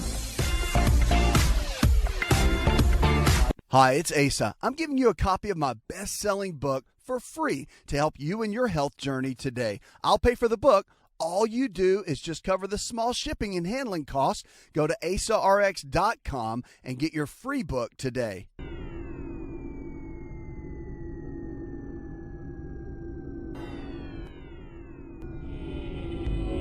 To find out more, visit the show online, InShapeNetwork.com. Lines are open, 888-283-7272. That's 888-283-7272. If you haven't signed up for Facebook and Twitter to jump into the world with us, you need to. Also, our weekly email newsletter will be for you there as well. It's absolutely free. We protect all your information, of course. New expert panel says that cell phones might cause brain cancer. This is groundbreaking, isn't it? We always wonder about it. Let's hear what they have to say about it. Well, this expert panel that evaluated cancer risk said that cell phones might possibly cause brain cancer. And the announcement comes from the International Agency for Research on Cancer, or IARC. Like the World Health Organization, the American Cancer Society relies on this organization for the evaluation of cancer risk. After reviewing all the evidence available, the IARC working group classified radio frequency electromagnetic fields as possibly carcinogenic to humans. The panel chairman, Jonathan Semet, MD, who's chair of the preventative medicine at the USC Keck School of Medicine, said in a news teleconference, we reached this conclusion based on a review of human evidence showing increased risk of glioma, which is a malignant type of brain cancer, in association with wireless phone use. In finding cell phones to be possibly carcinogenic, the IARC means that heavy cell phone use might or might not cause a specific form of brain cancer called a glioma. This finding means that research is urgently needed to find out whether cell phones actually cause cancer and how they might do it. The IARC estimates that some 5 billion people worldwide have mobile phones, and a lifetime exposure to the magnetic fields created by phones, particularly when they're held tightly against the head, rapidly is increasing. Children are at particular risk, not only because their skulls are thinner, but because their lifetime exposure to cell phones will be greater than the exposure of current adults. So it's interesting to think about what's going on with that. And it's true. I mean, there's no free lunch. There's no way you can have that much electromagnetic radioactivity going into a cell phone next to your head all day long like we use them and it not cause some potential damage. There are, and I don't have the name of it because I keep one in my cell phone. Yes, I do. It's called the Shield. And I believe you can go online and get that, but it's called the Shield. I don't know if it's theshield.com or whatever it is, but it's a pretty good device. The research on it is pretty good. It's very thin. It goes behind your battery in your cell phone, and it's a great way to protect against the electromagnetic radiation that comes off of the cell phone itself when it's in use. And it also, remember, there's a slight amount, because it's always feeding from a signal to one of the towers. There's always a slight amount of the magnetic radiation that you're getting from the phone, just carrying it in your pocket or on your side or wherever you carry the phone. So you want to block against that as well. So these little shields that they make is a little magnet device that kind of deflects some of the radioactivity, or the electromagnetic radiation that comes off of that. So it's something to think about. I think they cost like $20 or something like that, $15, $20 They're not much, but they're worth it, and I think they do play a role. I mean, I'm a big magnet fan, so even keeping a magnet on you protects against electromagnetic radiation throughout the day from computers and power lines and everything else, and people think it's going over the top. It's not really when you think about it, because we're surrounded by it. Just put a magnet on you one day. Go get one of those magnets, they get their little bracelets out and all of that. Put one of those on and notice if your energy level doesn't increase by about 40 or 50% in a day's time. You'll be amazed at how that'll make a difference because of everything you're bombarded with every single day. It's pretty interesting how that works. 888-283-7272. Let's go to Paige. Hi, Paige. Hi, how are you? Living well, darling. I was wondering, I have a friend, he's 40 years old, and his right leg between his foot and his calf area, he has brown spots, like varicose veins, but they're brown. Okay. And I was wondering, what do you think is going on? Or So he has brown spots on his legs that look like varicose veins, but they're not. And they're down on the lower part of his leg, is that right? Yes, near his foot area towards the... I think I'm losing you.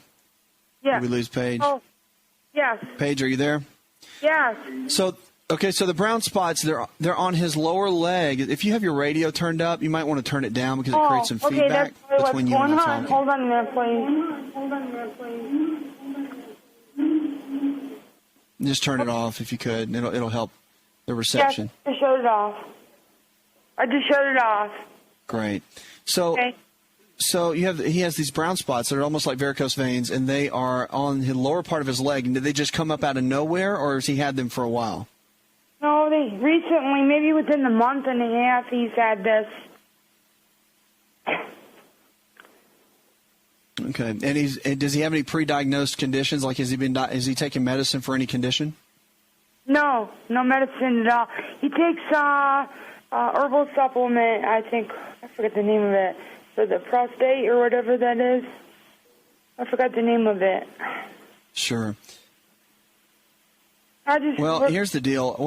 Usually, if he's just got brown spots that are on his leg, I mean, he needs to go to a doctor and have that checked out. Because without seeing it, without seeing blood work, without knowing his total history and all, it could be a host of different things. It could be liver spots. It could be an issue. Sometimes some brown splotching can come up on the lower part of the leg that is in conjunction with diabetes, or even someone that's been in a pre-diabetes stage for some period of time. It could be nothing. It could be something.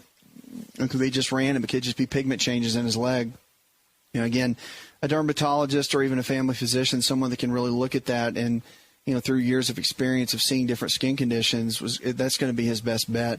To try to just come up with some random idea, I don't think is a wise thing to do. That's just my thought. But, again, it could be something simple and it could be something not so simple. So getting a full evaluation, that's great. He takes supplements and all, but, getting a full evaluation, getting blood work done and really seeing what's going on with his body in that area would be a smart move. So I'd encourage you to have him go see his doctor, and they can run some tests and figure out exactly what's going on. Okay? Thanks so much for the call. 888-283-7272. That's 888-283-7272. Check us out. Linda in Jonesboro, Arkansas writes, she says, what do you recommend for psoriasis? Well, it just depends. Psoriasis being a skin condition, remember, skin conditions are what? They're an inside-out thing, not an outside-in thing. So you want to look at it from an inside-out condition, not outside-in, although psoriasis can drive you crazy. It can itch, and the skin just gets splotchy and scaly, and it can be just a big nightmare. Well, a couple of things that we know about skin conditions, psoriasis, dermatitis, eczema, they all kind of fall in the same category. One thing we know about them is that there's usually an omega-3 fatty acid deficiency. The person is usually deficient in that in some capacity. So cod liver oil or a good omega-3 fish oil, always a good thought when you're dealing with a skin condition. Zinc is another one. We lose zinc just through stress, and especially men lose it because of so much that's going on just in stress in life. And we burn up a lot of zinc for testosterone. So that's one of the reasons that happens. And then also with any kind of skin condition, you want to think about certain food allergies, such as wheat products, so bread, pasta, cereal, crackers, any flour-based food, processed food, you might want to consider eliminating for a while, and then also cow's milk, dairy.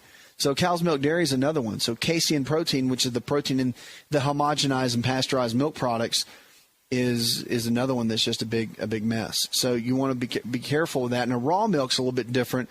The body can handle that, and that's coming on strong. The whole raw milk industry, and they're working on some laws and some legislation right now, which might really be good for people that have and sell raw milk to be able to sell it commercially. Because right now you can only do it state to state, and they have to be sold as pet food in a lot of areas, where people buy cows and co-op cows, and there's some different ways around it. But let's go now to Tony. Hi, Tony. Hey there, Dr. Asa. Thank you for staying on the air and being encouraged to give us your support. I'm going to move on down the leg. Sure, that's what I'm all about. I'm going to move on down the leg to the feet. Okay, let's go down to the feet.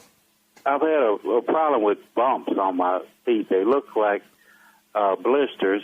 And in the past years ago, I would get heat bumps along the edges of my fingers. But these bumps are now on the inside edge of my feet. And it's even in the archway. And I just heard what you said about the psoriasis, but I don't know. My doctor prescribed a terbinafine. I think it's what it's called. Okay.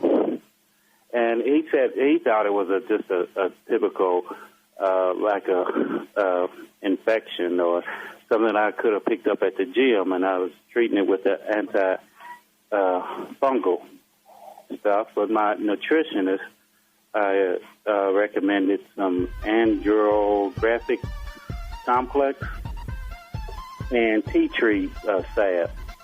But I'm still having it. Now I've changed from wearing dark-colored socks to white socks, and I try to air out my feet as much as possible outside of working, and I'm standing on them, but I still get these little blisters. Yeah, the little blisters, a lot of times, the antifungal creams and whatnot are actually a pretty good way to go. Wormwood and black walnut are pretty good, too. If you've got a fungal infection, which it could be, or it could be bacterial, you'd want to handle that from the inside with some of the herbal components, and then from the outside as well. But I would, if you do that natural for about 10 days and it doesn't knock it out, you might want to look into some of the medical side of things, because there's some couple of medicines out there that can be very beneficial to knock that out in a couple. Did you know that you can listen to the Asa Rx audio experience on Spotify and Pandora? For all the ways to watch and listen, check out our show page at asarx.com/experience.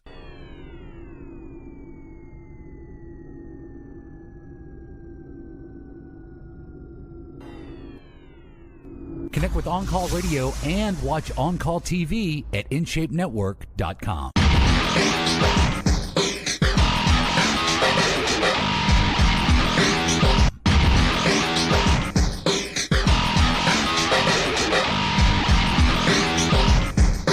Lines are open, 888-283-7272. That's 888-283-7272. This is the show where your health really is your greatest wealth. 1 in 5 young adults right now may have hypertension. It's crazy if you think about it. Hypertension, high blood pressure, is much more common than expected in young adults. The researchers have found in a new study, the National Institutes of Health, or NIH, did a longitudinal study of adolescent health and the prevalence of hypertension 24 to age 32. And it was 19% in 2008.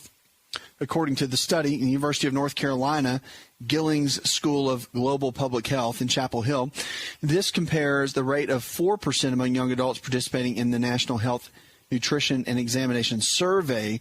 But the self-reported rates of hypertension, however, were similar in the two studies, 11% in the Ad Health and 9% in the other study. Now, the Ad Health principal investigator in this, which was Kathleen Harris, a Ph.D. at the University of North Carolina, she said at the conference with reporters it was not clear in the explanation of the discrepancy between the two studies, but we tend to think that young adults are rather healthy. But with a prevalence of 19% with high blood pressure is quite alarming. It's the most they've ever seen. And since they started this study in 1994 and 1995, they have found the rates have gone up considerably. So we're definitely in a phase right now, I think, that is just, it's a time period where we have to, and we're seeing it more, but we have to, as a people, really come together and say, what is really going on? Because our genetics, if you think about it, if you have common sense, I mean, here's the deal. You look at it 20 years ago, 30 years ago, and we didn't have the amount of diabetes. We didn't have the amount of high blood pressure. We had it, but not at this level. And you start looking at some of these health challenges, you think, okay, I get that we evolve, and I get that we have genetics, and I get all that. But what has really changed? And if you look at our lifestyle, you look at the stress, you look at our foods, you look at our choices, more convenience, and our society has gone to, I want it, and I want it now, and I want it as fast as possible. And what happens is we become more sedentary. We're working more, so a lot of people sit at their desk, so they're working longer hours, less activity, and it just breeds for disease. It really does. And there's not much that is going to change because our society and our country and our culture is only going to continue in that manner. And it's only going to continue going in that way. So we have to come up with something different. We have to come up with a different game plan to move forward. And we have to come up with a place where we rally together for our kids to teach them how to live a healthy lifestyle. We have to teach our young people, so that 1 out of 3 right now of our young people have diabetes. Think about that. How about them apples? 1 out of 3 under the age of 11 have been diagnosed with type 2. Type 2 diabetes, really? And so we're not doing anything about it. I mean, we talk about, well, we'll change the school lunches, which is a great initiative. I think that a lot of folks are doing. And I think that, educating is great. But I'll tell you right now, in hospitals, and I can tell you firsthand from being there and working in them, that there's plenty of RDs in there, the registered dietitians, by the way, which are trained and do very well in nutrition. But it's not that they're not trained. It's that the people hardly get to them. Because what happens is you go to the doctor and you get your medicine, and the last thing you want to do is make another visit and go down the hall and meet with a dietitian. So that visit typically does not happen because they meet with the doctor, they get what they need, and they move on. The physician doesn't have time to spend an extra 30 minutes with somebody to talk about nutrition. It's just the system's not set up that way. And that's why we have RDs. And so even a good nutritionist, a lot of times people won't make the time until obviously it gets to the point of not of no return, because sometimes it's the case, but not always. But I think that we're in a place right now where we have to educate ourselves. And that's why education is so important for our health and for our lifestyle and for what we're doing every single day. And it's important that we make better choices, and it's important that we all come together in that to make a difference, to teach each other, to make better choices ourselves, and then to teach our young people. If we do that, I think we can have a healthier generation. And I believe that one day soon that we will see that. We will have a healthier generation than we've ever seen before. And so that is our goal, and that's my goal, to educate and empower and equip you to learn and to take this information and to do something with it, to empower your life to go to the next level. And you can. You don't have to be stuck. That's the whole thing. You don't have to be stuck where you are. And if you've taken 4 different medications and have 4 different diagnoses that your physicians have given you because your body's broken down to a certain point, it's not the end. It's the beginning. If you want to make the decision, remember, radical changes equal radical results. If you're willing to make changes in your life that you can live well, that you can be better, that you can do better, then it's possible. But you have to make those decisions. No one else can make it for you. Only you can make those decisions to live a healthy life. And if you do, you'll be amazed at what can happen, because what can happen is absolutely powerful. Sally in San Diego, California, she writes, I wake up in the middle of the night with a lot of leg cramping, and my leg jerks. What could that be? It sounds like restless leg syndrome, Sally. So a couple things you can do. I'm always a big fan of going to see your doctor. I sound like a broken record when I say that, but it's true because I think it's important. First, so they can manage other things that have been going on in your life and put all the pieces of the puzzle together, because I don't know all that. I haven't seen but an email. But I can tell you that with that sort of thing, typically it is a mineral deficiency that causes that, magnesium being the top mineral. But a good multi-mineral is something that you might want to do some research on and how that affects the different types of issues when you're dealing with things like restless legs. So, I mean, it's always a mineral deficiency that is a key. But again, medicine might need to be involved in something like that. Hope that helps. That's another hour in the charts. I'd like to thank our producer, Jay Patrick, John Garrison, Leslie Pardue, and the rest of the team.